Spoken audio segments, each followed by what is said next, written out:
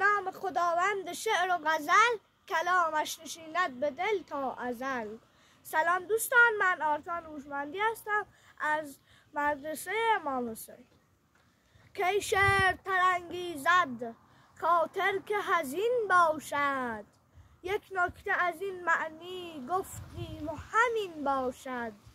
از لعل تو گر یابم انگشتری زنهار، صد ملک سلیمانم در زیر نگین باشد. غمناک نباید بود از طعن حسود ای دل، شاید که چو وابینی خیر تو در این باشد.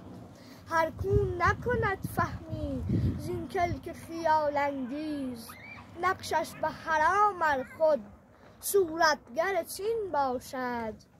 جام می و خون دل هر یک به کسی دادند، در دایره قسمت اوضاع چو این باشد.